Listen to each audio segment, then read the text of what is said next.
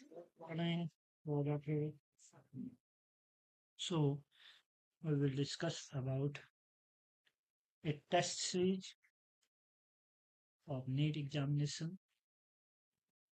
यहाँ पर हम देख रहे हैं एक ऐसा टेस्ट सीरीज हम लेकर के आए हैं जिनको फर्दर फ्यूचर हम ऑनलाइन क्लास चलाएंगे, लेकिन ये सामान्य आप लोगों के मैसेजेस के बाद हम इसको प्रारंभ कर रहे हैं, जिस पर सबसे पहला क्वेश्चन हमारे पास आता है। देखिए, what is the smallest and basic unit of life.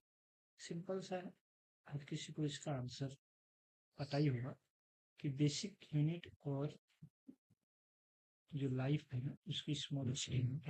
Life जहाँ से भी हम शुरुआत करते हैं यहीं से करते हैं, ठीक है। तो सेल इसका स्ट्रक्चर है, इसका आंसर है option B, cell.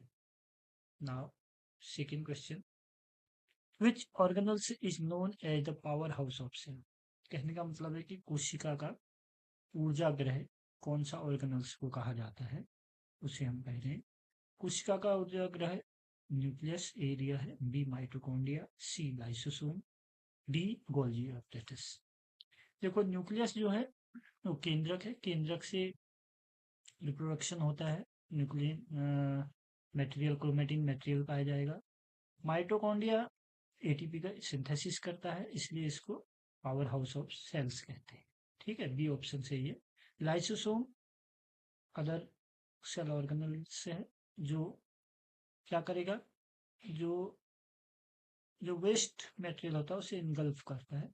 Golgi apparatus protein के लिए, या इसको हम कहते हैं traffic police of the cell, इस टाइप से काम करता है। Okay, now next question. तो थर्ड जो हमारा क्वेश्चन है, इसका आंसर जो सही है आपका second question, which organelles is known as the power house of cell, इसका आंसर आएगा mitochondria. Okay, next question number third, which organelles is called the suicidal bag of the cell. इसका answer मैंने पिछले ही question में आपको दे दिया, फिर भी देखते हैं कि कौन सा ऑर्गेनल्स कोशिका का जिसको हम आत्महत्या की थैली सुसाइडल बैग कहते हैं। ए ऑप्शन है लाइसोसोम, बी है माइटोकॉन्ड्रिया, सी है एंडोप्लाज्मिक रेटिकुलम, डी है न्यूक्लियस। न्यूक्लियस की बात करते हैं, डी में न्यूक्लियस रिप्रोडक्शन करने के काम आता है, क्रोमेटिन मटेरियल पाया जाता है, ठीक।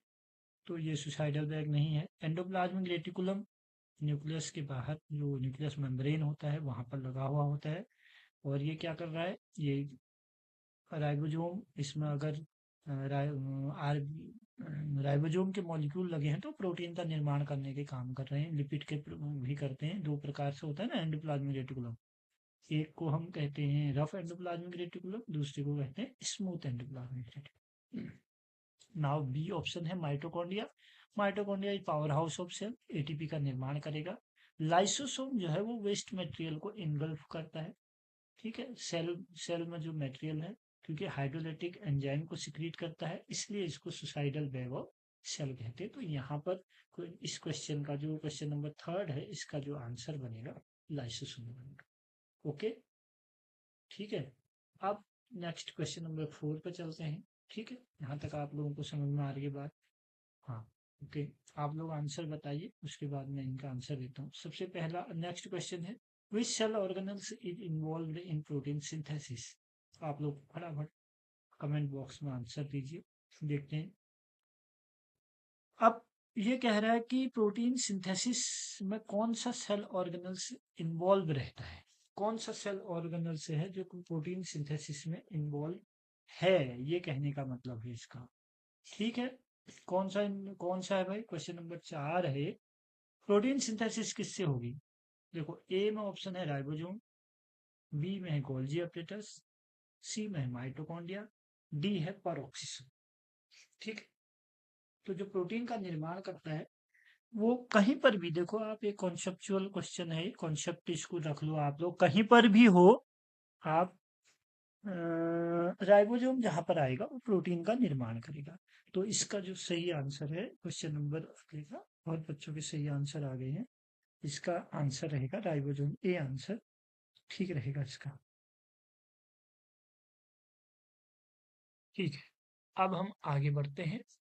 अगला क्वेश्चन हमारे पास आ रहा है, 5th क्वेश्चन है, देखिए, which cell organelles is absent in animal cell but present in plant cell. देखिए, छठा क्वेश्चन है कि कौन सा ऐसा सेल का ऑर्गेनल्स है जो एनिमल सेल में तो प्रेजेंट है बट प्लांट सेल में अब्सेंट है। देखो, ये क्वेश्चन इसलिए पूछा गया है क्योंकि एनिमल और प्लांट बोथ जो हमारे पास लिविंग ऑर्गेनिज्म है, उन दोनों में ही जो कोशिका होती है वो यूकैरियोटिक टाइप की कोशिका होती है, ठीक है। उस कोशिका में भी एक डिफरेंशिएशन है, सेंट्रियोल्स तो दोनों में पाए जाते हैं, लाइसोसोम भी पाए जाते हैं, माइटोकॉन्ड्रिया भी पाया जाता है। जो सेल वॉल है, ये जो सेल वॉल है, इस सेल वॉल का अंतर होता है। सेल वॉल केवल आपको मिलेगी प्लांट सेल में, और एनिमल सेल में सेल वॉल नहीं मिलती है। तो इसका सही आंसर आपके पास आ जाएगा cell wall. Which cell organelles is absent in animal cell, कह रहे हैं ना, एनिमल सेल में सेल वॉल नहीं होती, केवल प्लाज्मा मेम्ब्रेन होती है। और प्लांट सेल जो है वहां पहले एक सेल वॉल पाई जाती है, उसके अंदर प्लाज्मा मेम्ब्रेन पाई जाती है, फिर हमारे पास सेल ऑर्गेनल्स पाए जाते हैं। इसलिए ये सब, इसका आंसर रहेगा सेल वॉल बी। बहुत सही क्वेश्चन आप लोगों ने भेजे हैं, बहुत क्वेश्चंस के आंसर बिल्कुल राइट से आए हैं। नाउ नेक्स्ट क्वेश्चन देखते हैं हम, अगला question, who proposed the fluid mosaic model of the cell membrane. ये प्लाज्मा मेम्ब्रेन जो हम एनिमल सेल में देख रहे हैं वहां पर, और प्लांट सेल में सेल मेम्ब्रेन दोनों एक जैसे हैं। देखो, इसमें दिया है answer, A Schleiden and Swann, B Singer and Nicolson, D Watson and Crick, और डी ऑप्शन है रॉबर्ट हुक। अब स्लीडन एंड स्वान ने क्या करा था भाई, उन्होंने सेल के बारे में बात की थी, उन्होंने सेल मेम्ब्रेन के बारे में बात। वॉटसन एंड क्रिक ने क्या किया था, वॉटसन एंड क्रिक ने डीएनए का मॉडल दिया था और मोजेक मॉडल नहीं दिया था, ठीक है। उन्होंने डीएनए का जो स्ट्रक्चर है उसका जो मॉडल है वो दिया था। रॉबर्ट हुक है हमारे सेल के जन्मदाता, कोशिका की खोज की थी 1665 में, इन्होंने मृत कोशिका को देखा था। सिग्नर एंड निकोलसन ऑप्शन बी जो है हमारा, इन्होंने हमको फ्लूइड मोजेक मॉडल को सेल मेम्ब्रेन में इन्होंने बताया था, तो इसका आंसर बी है। ओके, बहुत बच्चों के आंसर सही आते हैं, और जिनके नहीं है, जिनको कंफ्यूजन है, वो क्लियर कर लीजिए। Who propose the fluid mosaic model of the cell membrane, यानी एनिमल की भी बात करेगा, प्लांट की भी, तो वहां सेल मेम्ब्रेन, यहाँ प्लाज्मा मेम्ब्रेन, सेल मेम्ब्रेन ही हम बोल सकते हैं, कोई ऐसी बड़ी बात नहीं है। Now next question, question number हमने देख लिए हैं 6। अब 7वां question, 7th question, which cell organelles does not contain DNA. देखो, एक तो कोशिका है, कोशिका के अंदर डीएनए पाया जाता है, वो डीएनए कहाँ पर मिलता है, न्यूक्लियस में मिलता है, ठीक है। उसके बाद भी ये कह रहे हैं कि कुछ ऐसी हमारे पास सेल ऑर्गेनल्स हैं जिनको हम डबल मेम्ब्रेन ऑर्गेनल्स कहते हैं, डबल मेम्ब्रेन बाउंडेड ऑर्गेनल्स। वो 2 लेयर से बने होते हैं, वो 3 है, न्यूक्लियस है, माइटोकॉन्ड्रिया है, और प्लास्टिड है, क्लोरोप्लास्ट। इन तीनों में ही जो मेम्ब्रेन होती है वो 2 होती है, और इनके अंदर अपना एक स्पेशल डीएनए होता है। उस इस कारण से क्वेश्चन बना है कि आपको मालूम रहे, न्यूक्लियस के अंदर डीएनए है, माइटोकॉन्ड्रिया के अंदर डीएनए है, ठीक है। आपको पता है न्यूक्लियस के अंदर डीएनए है, माइटोकॉन्ड्रिया के अंदर भी डीएनए है, क्लोरोप्लास्ट के अंदर भी अपना एक डीएनए है, इसलिए ये अपना मल्टीप्लिकेशन भी कर देते हैं, ठीक है। ठीक है, बात समझ में आ गई यहाँ तक, ठीक। तो अब हम बात कर रहे हैं कि which cell organelles does not contain DNA. तो lysosome single membrane bounded organelles भी है, इसको आप इस तरह से भी याद कर सकते हैं। जितने डबल मेम्ब्रेन बाउंडेड ऑर्गेनल्स हैं उनके अंदर डीएनए पाया जाता है, वो अपना अपना स्पेसिफिक डीएनए, और उन तीनों को ही, जैसे न्यूक्लियस है, माइटोकॉन्ड्रिया है, क्लोरोप्लास्ट, न्यूक्लियस के अंदर तो डीएनए हर सेल के लिए पाया जाएगा, ठीक हो गया। माइटोकॉन्ड्रिया में भी पाया जाएगा, माइटोकॉन्ड्रिया एक अलग यूकैरियोटिक कोशिका के अंदर प्रोकैरियोट टाइप का एक स्ट्रक्चर है, ऐसी क्लोरोप्लास्ट भी है। लाइसोसोम इसका आंसर रहेगा इस वक्त, क्योंकि ये पूछ रहा है नॉट कंटेन डीएनए, कि डीएनए कहाँ नहीं पाया जाता, तो वो लाइसोसोम के अंदर नहीं पाया जाता। ओके, नाउ हम देखते हैं 8th नंबर का question. What is the primary functions of the Golgi operators? Golgi operators का प्राथमिक जो फंक्शन है वो क्या है, कह रहा है। ठीक है, क्या है भाई? पहला दिया है, देखिए आंसर भेजिए आप लोग, मैं आपके आंसर का वेट कर रहा हूँ। पहला दिया है प्रोटीन सिंथेसिस, फिर दिया packaging and modification of protein, next दिया है एनर्जी प्रोडक्शन, फिर वेस्ट डाइजेशन। इन सब का जिक्र मैं आगे कर चुका हूँ। देखो, प्रोटीन का जो सिंथेसिस होता है उसका काम जो करती है वो है राइबोसोम, राइबोसोम मॉलिक्यूल है।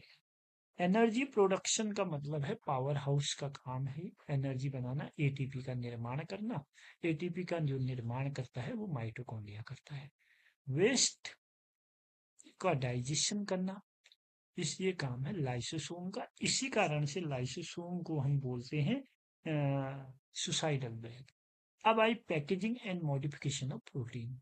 तो गोल्जी ऑपरेटर्स को सामान्यतया हम बोलते हैं ट्रैफिक पुलिस ऑफिसर, कि वो हर एक जो ऑर्गेनल्स या जहां भी जो एंजाइम या प्रोटीन या जो भी मटेरियल है सेल का जहां से आ रहा है, उस उस पार्ट्स को अच्छे से पैकेज करके मॉडिफाइड करके जहां भेजना होता है वहां पहुंचाता है। इसलिए यहाँ पर जो है जो सेक्शन बी दिया हुआ है हमारे पास इस क्वेश्चन में, packaging and modification of protein, ये आंसर हमारा राइट रहेगा। ओके, क्लियर आंसर है। नाउ ये देख लीजिए, आप इसको क्लियर कंफर्म कर लीजिए। What is the primary functions of the Golgi operators? Golgi operators का प्राइमरी फंक्शन क्या है? वो है packaging and modification of proteins. Okay, now next question पर जाते हैं। अगला क्वेश्चन 9th क्वेश्चन है, which process divided the cytoplasm during cell division? देखो, जब सेल डिवीजन होती है तो उस वक्त जो डिवीजन होता है ना, वो डिवीजन मुख्यतया एक तो न्यूक्लियस का डिवीजन होता है, एक होता है साइटोप्लाज्म का डिवीजन। न्यूक्लियस का जब डिवीजन होता है, जो हम माइटोटिक डिवीजन करते हैं, तो वहां पर न्यूक्लियस का डिवीजन होता है, क्रोमोजोम बढ़ते हैं, क्रोमोजोम की वजह से वहां पर डिवीजन। फिर जब सेल में जो साइटोप्लाज्म है, जो उसका डिवीजन हो रहा है, उसको हम क्या कहते हैं? साइटोकिनेसिस कहते हैं। तो इसका राइट आंसर रहेगा सी, साइटोकिनेसिस। ओके, नाउ हम अगले क्वेश्चन की ओर बढ़ते हैं। अगला क्वेश्चन आ गया हमारे पास 10th question, which organelles is involved in the formation of the spindle during cell division? इस सेल डिवीजन से क्वेश्चन है कि सेल डिवीजन के समय कौन सा ऑर्गेनल्स स्पेंडल के फॉर्मेशन में कन्वर्ट होता है? Ribosome, lysosome, Golgi operator, centrioles. तो यहाँ पर जो सेंट्रियोल्स हैं वो स्पेंडल के फॉर्म में कन्वर्ट रहते हैं। तो इसको आप देखना, ये क्या रहता है, मेनली जो ऑर्गेनाइज्ड माइक्रोट्यूब्यूल हैं, वो माइक्रोट्यूब्यूल्स जो यहाँ पर है वो किस इस फॉर्म में कन्वर्ट रहते हैं। तो इस क्वेश्चन का आंसर रहेगा ए, सेंट्रियोल्स। ओके, हमने देख लिए यहाँ तक 10 क्वेश्चन देख लिए। अब हम 11th क्वेश्चन की ओर बढ़ते हैं। 10 क्वेश्चन, 10th क्वेश्चन हम पूरे देख चुके हैं। 11th क्वेश्चन क्या है देखते हैं। नेक्स्ट क्वेश्चन आ गया, what is the site of ribosomal RNA, यानी आरआरएनए सिंथेसिस। आरआरएनए जो सिंथेसिस कर रहा है वो क्या है, वो कहाँ है, उसके बारे में जो what is the site of ribosomal RNA, यानी राइबोसोमल आरएनए कहाँ पर बन रहा है? Nucleus, nucleolus, cytoplasm, endoplasm, reticulum. आप लोग एक चीज को देख लेना, जब भी राइबोसोम का जो राइबोसोमल आरएनए आरएनए जो सिंथेसाइज होती है उसको राइबोसोम करता है। राइबोसोम का जो निर्माण होता है न्यूक्लियस के अंदर, जो विदाउट मेम्ब्रेन ऑर्गेनल्स न्यूक्लियोलस है, इस न्यूक्लियोलस के अंदर राइबोसोम का निर्माण होता है और राइबोसोम से आरएनए का निर्माण होता है। जो आरआरएनए है वो सिंथेसाइज के लिए हमारे पास यहाँ पर सही आंसर बैठेगा न्यूक्लियोलस। अगर न्यूक्लियोलस नहीं होता फिर हम इसको न्यूक्लियस भी रख सकते थे। तो इस समय यहाँ पर nucleolus. Okay, now which, next question है 12, which organelles is responsible for detoxification harmful substance. बहुत अच्छा क्वेश्चन यह है, बहुत बढ़िया सा क्वेश्चन है। ये डिटॉक्सिफिकेशन हार्मफुल सब्सटेंस के लिए कौन सा सेल ऑर्गेनल से रिस्पॉन्सिबल है? लाइसोसोम के बारे में पढ़ा, माइक्रोकोन्डिया पढ़ दिया, गोल्जी एपेटस भी आपने अभी सुन लिया। ये इस समय हम जब यहाँ पर बात करेंगे तो डिटॉक्सिफिकेशन के लिए जब हम बात करेंगे तो ये क्या होता है, पेरोक्सिसोम जो है ब्रेक डाउन करता है टॉक्सिक सब्सटेंस। ठीक है, तो वही पूछ रहा है कि टॉक्सिक सब्सटेंस को ब्रेक डाउन यानी इसको कौन किस इसके लिए हार्मफुल कौन है, इसको कौन रिस्पॉन्सिबल करता है जो हार्मफुल डिटॉक्सिफिकेशन से है, उनको पेरोक्सिसोम क्या करेगा, टॉक्सिक सब्सटेंस को ब्रेक डाउन करता है। जैसे हाइड्रोजन पेरोक्साइड, हाइड्रोजन पेरोक्साइड को आप एक बार याद रखना, ये यहाँ मेंशन नहीं किया है, आप देख लेना। लाइक जैसे हाइड्रोजन पेरोक्साइड इनको क्या कर रहा है, ब्रेक डाउन। नेक्स्ट क्वेश्चन की ओर चलते हैं। नाउ अगला क्वेश्चन है, देखो 13 question, which type of RNA carry amino acid to the ribosome. कितना बढ़िया क्वेश्चन है, देखो बहुत अच्छा सा कॉन्सेप्चुअल क्वेश्चन है। तो इस पर जो दिया है एमआरएनए, टीआरएनए, आरआरएनए, एसएनआरएनए। ठीक है, micro RNA carries amino acid to the ribosome, tRNA कौन कैरीज करेगा, कैरी करेंगे इसको, ट्रांसफर अमाइनो एसिड। ठीक है, ये क्या होते हैं, ये क्या करते हैं, अमाइनो एसिड के लिए जो कैरी कर रहा है टीआरएनए, यहाँ पर इसका आंसर रहेगा। Now next question 14 question, what is the main component of the fungal cell wall, fungus. ये क्लासिफिकेशन से क्वेश्चन है, सामान्यतया सेल से, सेल और क्लासिफिकेशन को जब हम जोड़ देते हैं एक साथ तब का क्वेश्चन बनेगा। देखो अब यहाँ पर प्रोटिस्टा की कोशिश सेल वॉल कैसी होती है, फंजाई की सेल वॉल कैसी होती है, प्लांटिया की सेल वॉल किससे बनी होती है, तो यहाँ अलग अलग दिया है, सेलुलोज दिया है, बैक्टीरिया की पेप्टाइडोग्लाइकेन दिया है, लिग्निन दिया है, काइटिन दिया है। तो फंगल के लिए जब हम देखते हैं तो फंगल जो फंजाई हैं, जो उनकी हम सेल वॉल की बात करते हैं तो वहां पर हमको क्या मिलता है, काइटिन, जिसके कारण ही उनकी जो आउटर जो बाहर का जो स्ट्रक्चर है बहुत ज्यादा हमको क्या मिलता है, सॉफ्ट मिलता है। तो यहाँ आंसर बनेगा काइटिन। सेलुलोज प्लांट में रहते हैं, बैक्टीरिया में पेप्टाइडोग्लाइकेन। ठीक है, now next question 15, what is the main component of the bacterial cell wall। Bacterial cell wall का मेन कंपोनेंट क्या है, इस क्वेश्चन को पूछा गया है। यहाँ पर क्या है भाई,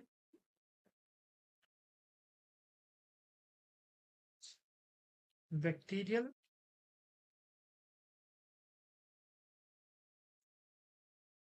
ठीक, पहला क्वेश्चन आंसर है ए में सेलुलोज, आंसर बताइए आप लोग। बी में पेप्टाइडोग्लाइकेन, सी में काइटिन और डी में लिग्निन। ये अलग अलग अलग अलग चार बगल में आ गए। उसके बाद नेक्स्ट क्वेश्चन हम जब इसको देख रहे हैं, देखो what is the main component of the bacterial cell wall. Bacteria के सेल वॉल में मेन क्या है, सेलुलोज की जब हम बात करते हैं तो सेलुलोज प्लांट में पाया जाता है, काइटिन अभी हमने पढ़ लिया। पेप्टाइडोग्लाइकेन जो बी ऑप्शन है, ये बी ऑप्शन आपका आंसर रहेगा। बैक्टीरियल सेल में पेप्टाइडोग्लाइकेन जो होता है स्ट्रक्चरल सपोर्ट के लिए होता है। ठीक है, स्ट्रक्चरल सपोर्ट जो करता है वो पेप्टाइडोग्लाइकेन होता है, तो इसका आंसर बी रहेगा। 16 क्वेश्चन आपके स्क्रीन पर है, इसका थोड़ा बहुत आपको आइडिया है, देखो which structure in the cell is responsible for cell to cell addition. कितना बढ़िया क्वेश्चन है, सेल टू सेल एडिशन के लिए कौन सा फंक्शन रिस्पॉन्सिबल है, A desmosome, B tight junction, C gap junction या प्लाज्मोडेस्माटा। ठीक, तो कौन सा ऐसा स्ट्रक्चर स्टेबिलिटी के लिए कौन सा स्ट्रक्चर रिस्पॉन्सिबल रहेगा? इसका आंसर रहेगा ए, डेस्मोसोम। डेस्मोसोम जो है वो स्ट्रक्चरल स्टेबिलिटी के लिए रिस्पॉन्सिबल है। तो यहाँ पर आंसर आपके पास आ जाएगा ए। नेक्स्ट क्वेश्चन देखते हैं, which molecule is the final electron acceptor in the electron transport chain में जो फाइनली जो इलेक्ट्रॉन एक्सेप्टर होता है वो कौन है? ऑक्सीजन है, ग्लूकोज है, एटीपी है या एनएडीएच? तो इन चारों में से कौन सा ऑप्शन आपका सही है? जल्दी से आप लोग अपना आंसर दीजिए। ठीक है, इन चारों की हम बात करें, यहाँ पर ग्लूकोज, एटीपी, एनएडीएच या ऑक्सीजन। तो जो फाइनल इलेक्ट्रॉन एक्सेप्टर होता है इलेक्ट्रॉन ट्रांसपोर्ट चेन में वो होता है ऑक्सीजन। तो आंसर रहेगा ए। नेक्स्ट 18th क्वेश्चन की हम बात करते हैं, which organelles is responsible for synthesize ribosomal subunit? हाँ, ये क्वेश्चन हमने देख लिया है, शायद रिपीट हो गया क्वेश्चन, कोई बात नहीं, देख लो। जो राइबोसोमल सब यूनिट को बनाने के लिए, सिंथेसाइज करने के लिए जो रिस्पॉन्सिबल होगा वो हमारे पास कौन सा ऑर्गेनल्स होगा? ठीक है, तो 18th क्वेश्चन है, आप लोगों को पता है राइबोसोम बनाने के लिए राइबोसोम कहाँ पर बनते हैं?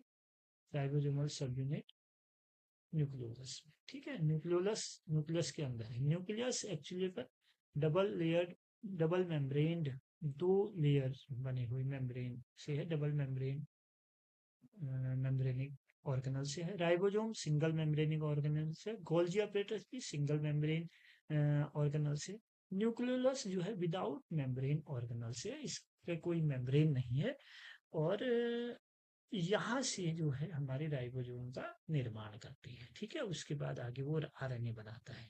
ठीक, ये न्यूक्लियस के अंदर न्यूक्लियोलस पाया जाता है। न्यूक्लियस कि जो न्यूक्लियस पोर होते हैं वहां से फिर ये बाहर साइटोप्लाज्म में इन कर लेता है, वहां आ जाता है। ठीक है, नाउ नेक्स्ट क्वेश्चन देखो, what is the role of the stroma in chloroplast? Light absorption, CO2 fixation, CO2 fixation है। ठीक है, protein synthesis and lipid synthesis. नहीं, प्रोटीन सिंथेसिस भी नहीं करेगा, लिपिड सिंथेसिस भी नहीं करेंगे। ठीक है, लाइट एब्जॉर्प्शन भी नहीं करते हैं। स्ट्रोमा क्या करते हैं? CO2 फिक्सेशन का काम करेंगे। तो यहाँ पर बी आंसर आपका सही रहेगा, एग्जैक्ट रहेगा।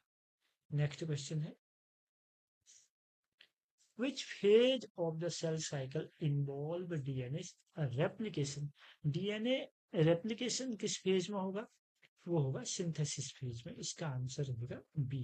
ठीक है, gap G1 phase, G2 phase और एम फेज जो है वो माइटोटिक फेज है। तो जो डीएनए का जो रेप्लिकेशन होता है, रेप्लिकेशन जो मेन होता है वो एस फेज में। ठीक हो गया, समझ गए बात को? तो ये कुछ क्वेश्चंस, कुछ एक मॉडल था जो आप लोगों के लिए लाया गया था, इसमें से जितना आपसे बन पाता आप बनाइएगा। आंसर मैंने दे दिया है।